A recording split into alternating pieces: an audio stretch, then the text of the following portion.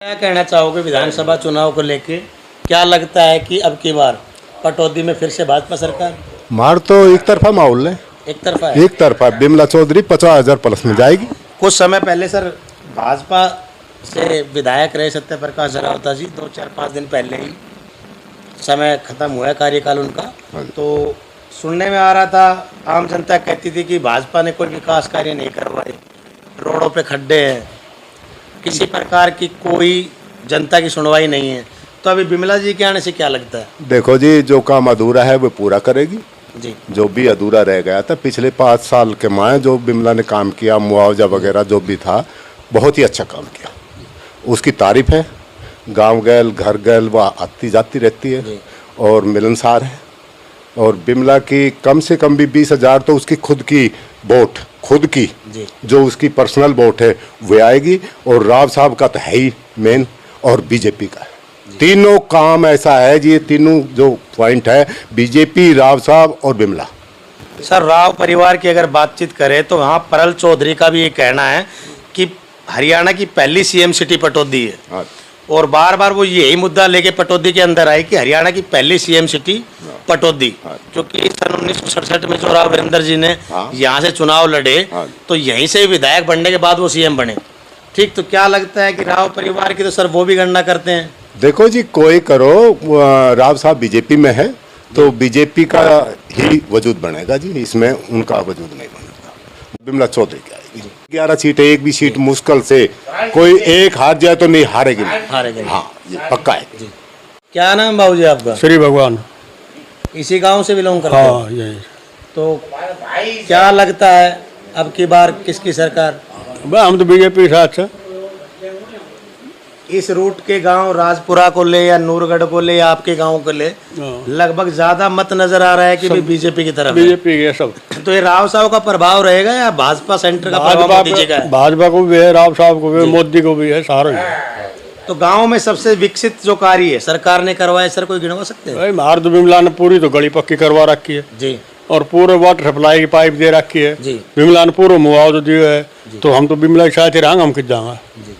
पूरा गांव को हमारी पूरी मदद कर रखते हैं। नहीं, अब की बार सुनने में आ रहा है कि भाई बरोबरी की टक्कर रहेगी। ना, हमारा कोई टक्कर को ना, कि होगी तो जाटा होगी पर एक तरफा माहौल है। हाँ, बिल्कुल एक तरफा। चाहोगे चुनावी माहौल, सरगर्मियां बढ़ रही है पटौदी के अंदर, आए दिन प्रचार प्रसार पार्टी आप अपना कर रही हैं, आपको क्या लगता है कौन विजयी रहेगा पटौदी से? कोई भी प्रचार चर्चा करो, बिमला चौधरी है हमारे पूरे।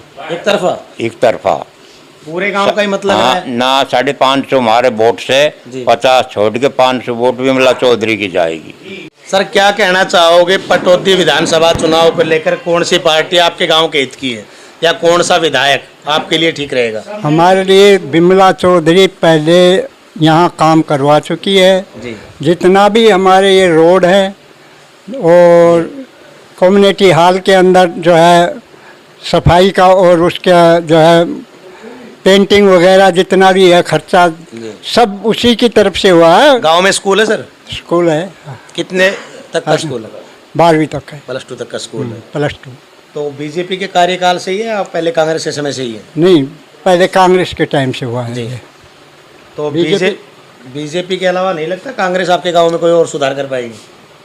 कांग्रेस वाले पहले रह चुके हैं जी, कभी उन्होंने कोई काम ही नहीं करवाया। उन्होंने तो सिर्फ जातिवाद पे चले हैं वो। जी जी। उन्होंने जो भी करवाया है अपने रोहतक, हिसार, झज्जर, इससे ऊपर ऊपर के इलाकों में किया है। हमारे इलाके की तरफ अगर ध्यान देते तब तो हम कांग्रेस के बारे में बात करते, उनके बारे में बात करना ही बेवकूफ़ी है।